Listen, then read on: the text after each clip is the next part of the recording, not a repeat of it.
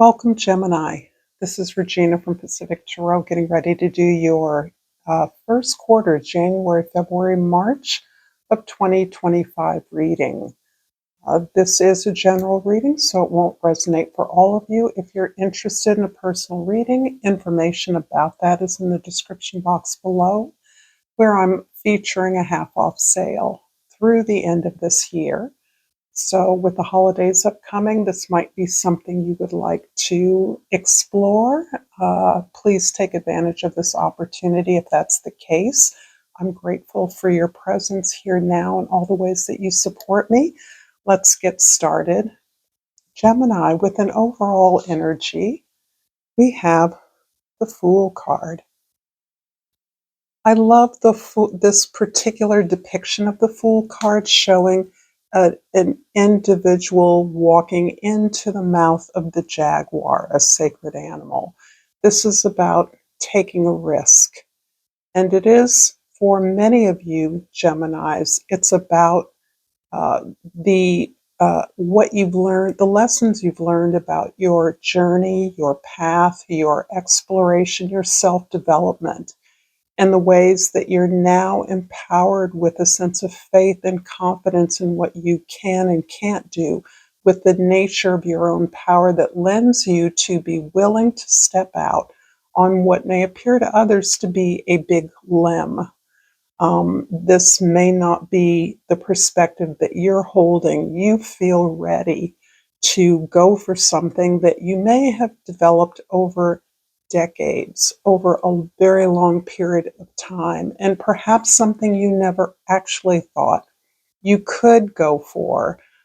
At this point in your journey, it is less about the goal, the destination, as it is in your way of being, the faith you have in the way that you live your life, understanding that you can face any challenges or obstacles as part of the bid for success, for abundance. So this is the overall energy for you. I'm going to pull an oracle card and remind you that if this reading resonates with you, or you'd like it to resonate along the way, please like this video. Please share this with others if they would find it useful or entertaining. And please subscribe to my channel, Pacific Tarot. It's greatly appreciated. And I pulled the Love card. I commit to the practice of seeing the good in all things.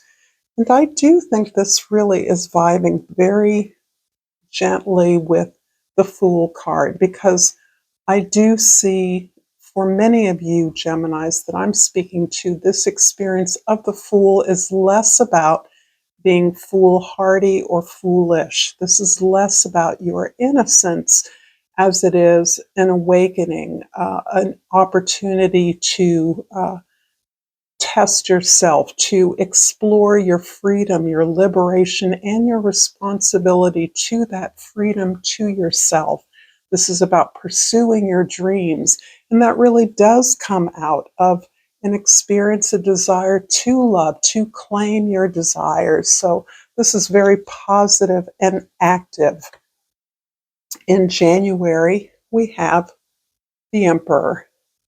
So in January of this month, I'm feeling again the sense of maturity, experience, knowing how to manifest the things that you feel are important, will be productive for a community, a group, an organization, a family that you are working on behalf of.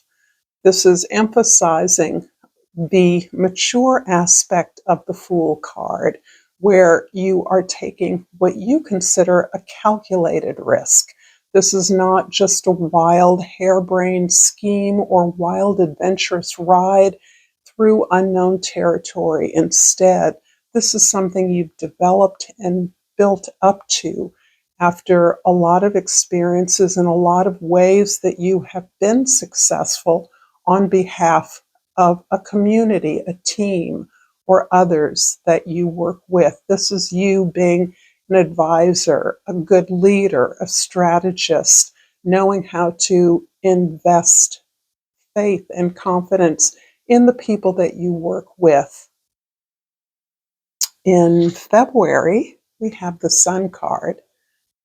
I do believe that as you step out onto this new journey in 2025, you are continuing to pursue this authentic self expression, this way that you are claiming the things that make you happy, claiming the things that allow you to shine, to show, display your talents, to display who you are in a way that inspires others, uplifts others, reminds others of what a privilege it is to be in a world that is so abundant, so generous, and your ability to be generous and abundant as you engage others in work that is creative, that is imaginative, that is playful.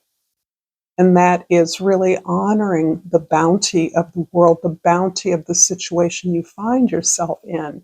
This is you finding good things in everything and really going back to that principle of the love card, finding, seeing the good, looking at the positive, optimistic, hopeful aspect of every effort that you are making. And in March of next year, we have the High Priestess. By March, you're in a place of reflecting on this new step forward that you are showing to others. This is about the reflection in that more public outer display that you are exhibiting that in many ways has surprised others. You are not conforming to what others expect in your bold decision to move towards those things that you desire. This can be as part of a professional journey where you have conformed, you have been a worker bee, and you're now in a position of moving off in a direction that builds upon your knowledge and skills, but gives you a more direct access to the benefits of what you produce. The High Priestess is describing the way that you are now understanding that these bold moves are based on a kind of wisdom that you have experienced, that you have reflected on throughout your life, understanding a kind of reclamation to an ancestral space, a cultural heritage that is part of your lineage, part of your purpose, and in fact is pointing you in the direction of your purpose at this time. I'm going to clarify the Empress in January with the Empress, the Emperor actually, with the Empress, which is beautiful, with the Nine of Swords. Wow. There's a sense of a real coming together here between a divine masculine and a divine feminine. This can be not only an external couple, this can be a deep connection with another individual or a group of individuals. It can also be this sense of unity within yourself. This is masterful unity. This is where you completely have accepted the wholeness of who you are, that you are not relying on your relationships, your allies, your connections to give you things that you can't give to yourself.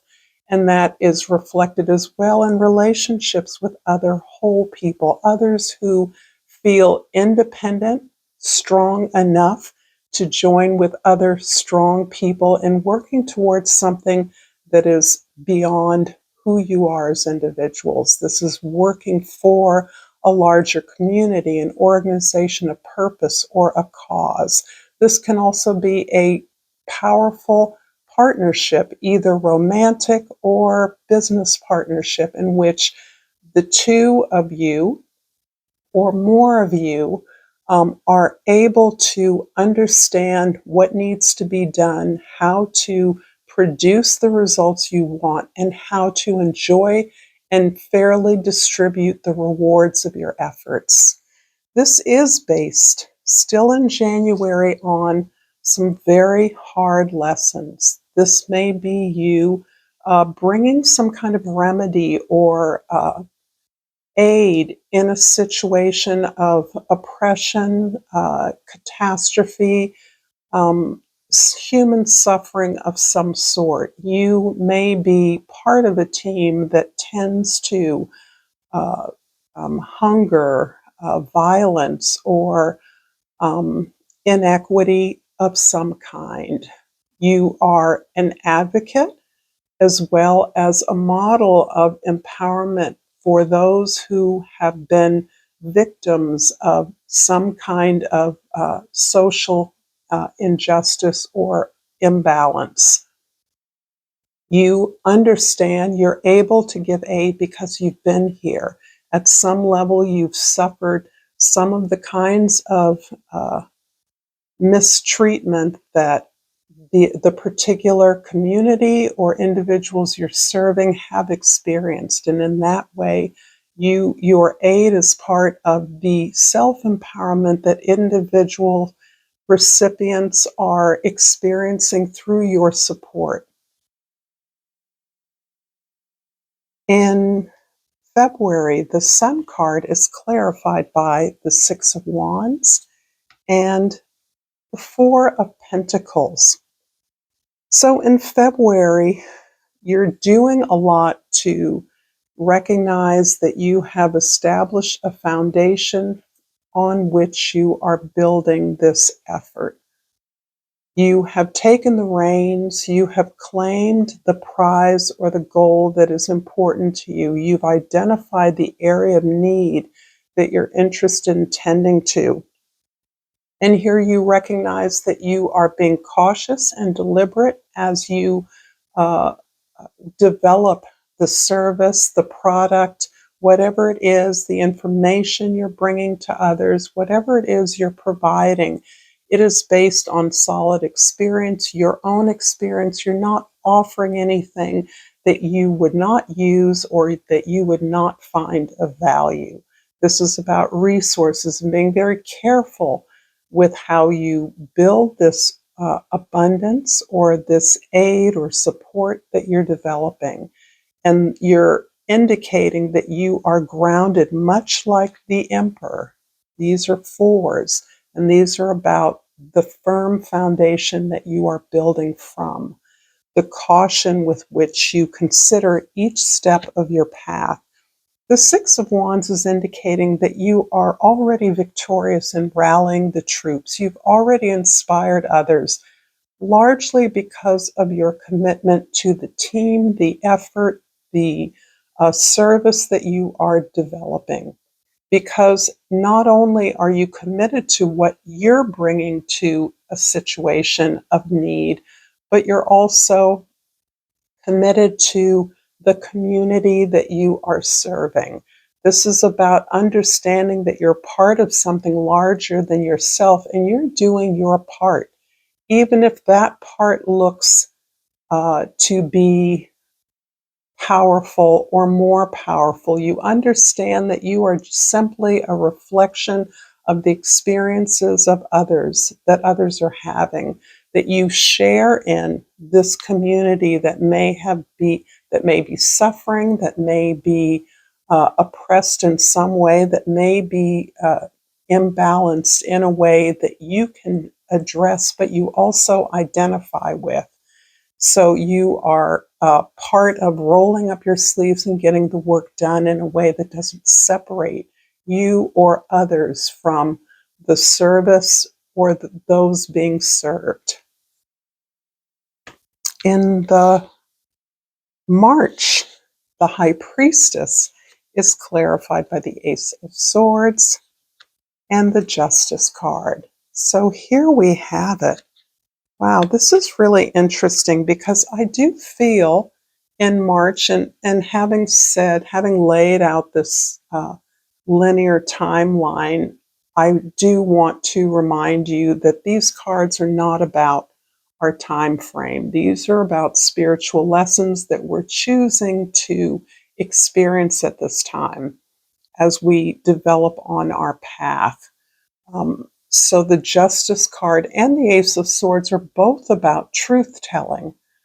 They're about illumination. They're about better understanding, comprehension of balance, of equity, of fairness, of what the reward, justly rewarding those that have made the effort that or that are deserving of the help.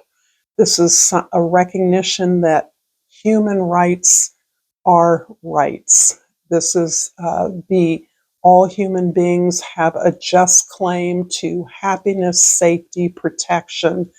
And this is something that you are bringing as the basis for your effort and the basis for your effectiveness in this project.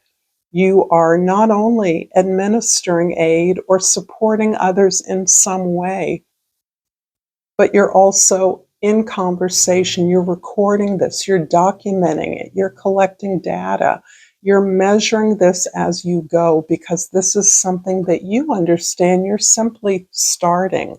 This is not the kind of effort that you as an individual will necessarily be perpetuating ad infinitum. Instead, you understand that this is a job that you're doing now and that others will take up in the future. So you are bringing illumination, light, information, understanding to the situation and making it clear the imbalance that exists and a way to remedy that. I'm going to finish up this reading with the flora and fauna of Africa. And I think I saw the card fly down. And it's the water buffalo, one I haven't pulled in a while. And the key word is gratitude. You are part of a greater whole. With determination and gratitude, prosperity and abundance will manifest. I hope this has been helpful to you.